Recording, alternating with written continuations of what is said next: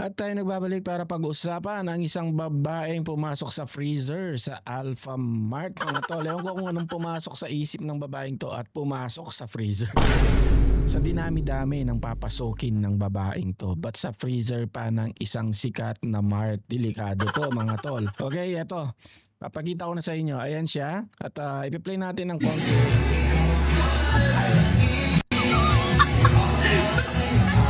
Unang-una kasi, itong ginawa niya is pambabastos talaga to pambabastos sa establishment. Hindi naman ganyan yung purpose ng isang freezer. At very very dangerous act nga ito. Harmful sabi nga ng Alpha Mart. Pwedeng mapahamak tong babae na to, at pag napahamak tong babae na to sa loob ng Alpha Mart, sino yung mananagot? Siyempre si Alpha Mart din, no? May pananagutan din siya sa mga pumapasok sa kanilang establishment. Ngayon mga tol, yung ginawa nito, aside sa tignan nyo naman, no, inigaan nyo yung mga yellow, which is kahit naka-plastic yan, syempre product pa rin yan or pagkain, considered as food pa rin. Pwede mo nga unguya-nguyain para ma-consider na pagkain. Very very wrong, no?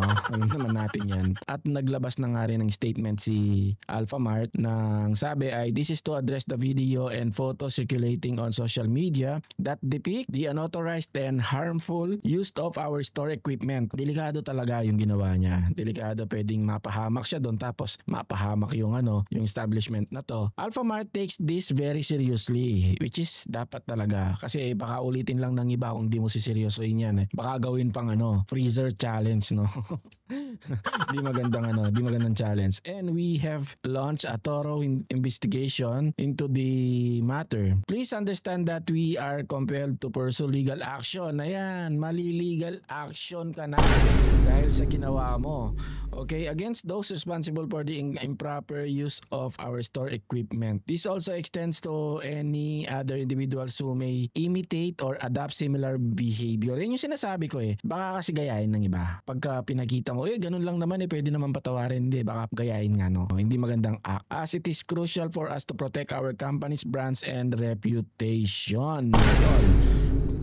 We also wish to assure the public that upon discovering the incident, we took swift action. All licensed products were immediately tinanggal nila, no? Tingnan ninyo yung kapahamakan na ginawa, no? Malay ninyo na pagalitan pa yung mga staff dito. Malay ninyo yung mga yellow na tinanggal ay ipapabayad pa sa kanila. Hindi ko alam, no? Hindi ko kine-claim na ganon. Malay lang natin na posibleng mangyari yung ganon. Immediately removed, the storage equipment was thoroughly cleaned.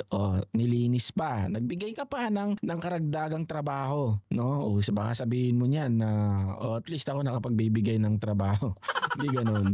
And new ice products were replaced. Okay, very good. We will always uphold our commitment to maintaining the highest standard of hygienic practices and safety measures to protect our valued customer. Tignan natin yung mga dito, no? Mga comment dito, kasi may nakita akong comment dito na shinare pa niya yun, no? Parang hindi niya nga maintindihan. Ayan, no? Ayan, sabi nga nito, baka kailangan niya ng taga-translate kasi mukhang hindi niya naintindihan hindi niya naintindihan. Siya nga pala si Vivian Bravo Vinuya. Naku.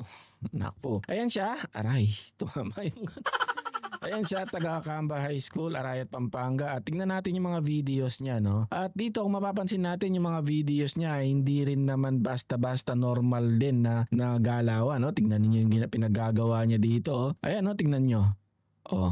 Yung patalon-talon na gano'n. Very dangerous. Delikado yan, pwede siya malaglag. Para sa kanya, dangerous sa kanyang seguridad. Tapos may pinost pa siya dito na ayan guys, kung sino po gusto bumisita sa akin dito po sa bahay namin, nakakulong na po ako dito dahil po sa akin nagawang kasalanan na mali. Sana mapatawad po ako. Yan, kinulong ko na po yung sarili ko. Okay, di ko alam kung ginagawa niyang katatawanan yung serious matter na to na legal action yung sabi. Napakadelikado. Ayan, tapos pinost pa nga dito sa mukhang hindi niya naintindihan yata. Or naintindihan niya tapos nagpipretend na wala lang. Ayan yung mga comments sa kanya, no? Kamuritan mo na. Napakabaliw mo naman, no? Sabi nito, Tagalog, kamuritan mo. Parang baliw, ganun nga. Lupit mo talaga, sabi. Okay, tignan natin kung ilang followers si Vivian Bravo Bravo, ang hirap yung V no? Kaya ako, yung papangalanganan ko yung mga anak ko, dapat talaga, limbawa si Floyd, no? Floyd talaga. Baka pinangalanan ko na may V, tapos di ko naman babanggitin yung V. Gagawin ko Bibian. Hindi, hindi ako grammar police. Hindi rin ako marunong sa English. Inaano ko lang.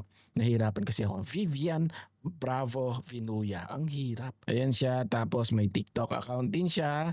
At meron siyang 29k followers. Madami-dami na rin yung kanyang mga followers. At mukhang talagang siniseryoso na niya rin yung pagko-content. A day ago, napakadami niyang content. At daming views, 500,000 views mga to.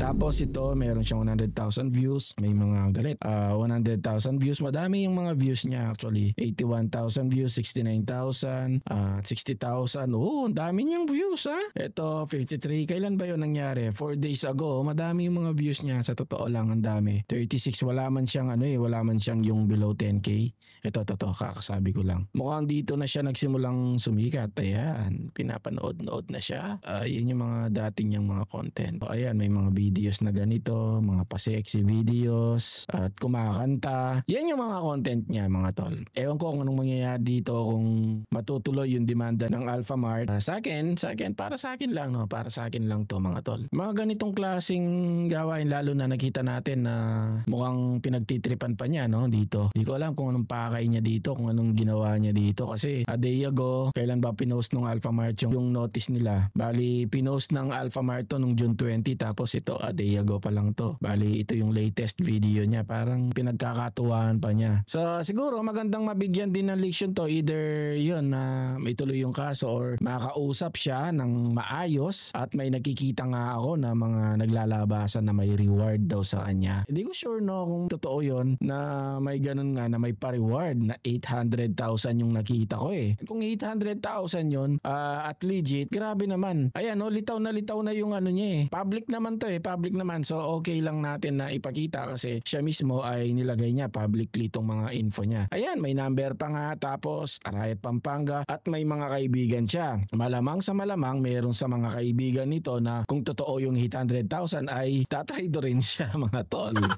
No? Malamang sa malamang, hindi nawawala yung ganyan, lalo na yung mga naiinggit. Pwede ka nilang trade rin. 800,000 ba naman? Kung totoo yun, kasi malabo malabong 800,000 magbibigay. Tignan natin kung totoo, di kung totoo, mayaman ang mayaman naman talaga eh.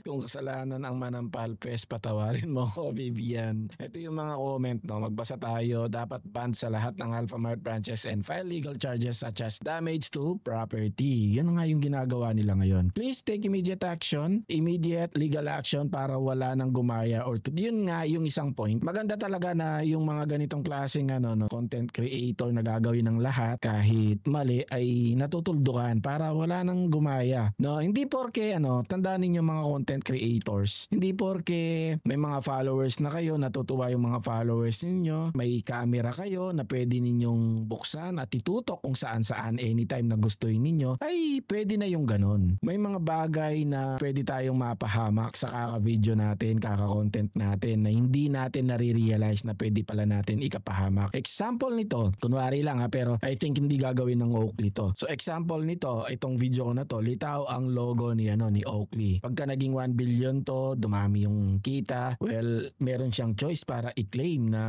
meron akong ginagamit na brand sa video niya. Sa video na to, pwedeng mangyari yun, no? Ito kasi yung nagiging problem sa mga maraming, hindi lang sa mga content creator, sa mga Pinoy. After na makaranas ng ganito, palagay ko kung seryoso to, marirealize ni Vivian kung gaano ka-stressful itong nangyayari sa kanya. Very, very stressful dahil napakalaking brand ng kalaban mo. And si Alphamart is under din yan sa SM. Napakalaki ng kinalaban mo. Kaya siguro much better, instead na mag-post ka ng yung nasa kulungan ka, ginawa mo pang katatawanan, mag-post ka na ng public apology. Although somehow kahit negative publicity yan, publicity pa pa rin pero hindi mo pwedeng i-claim na pinasikat mo sila. Sikat na yung mga yan eh. Tapos pagka nasa matinding problema ka na dahil sa mga nangyayari sa iyo, dahil sa mga legal actions na mga isinampa sa iyo, sasabihin ninyo na pagsubok lang yan ng Diyos. Alam nyo, hindi lang ito applicable sa mga content creators na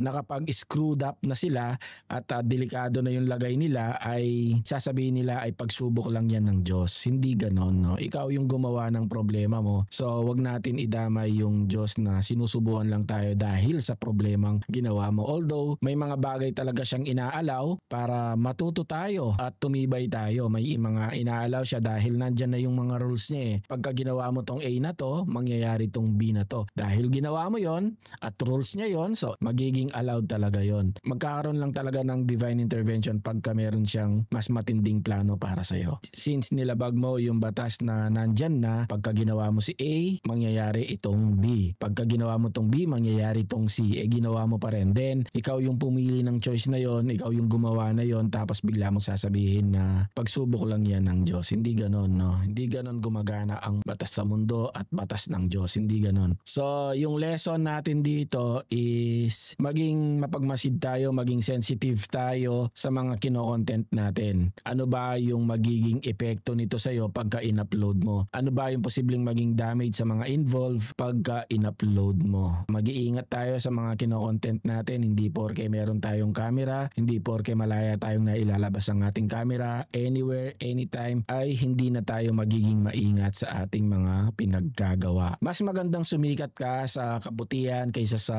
rage baiting. Tandaan ninyo, sa internet, sa social media, mahirap hanapin ang kapatawaran. Kaya wag na wag kayong magkakamali mga content creators. Magkamali man kayo, yung mga minimal na lang siguro. Wag yung solid major. So hanggang dito na lang at abangan pa natin kung ano yung mangyayari kay Vivian. Okay, maraming salamat and God bless.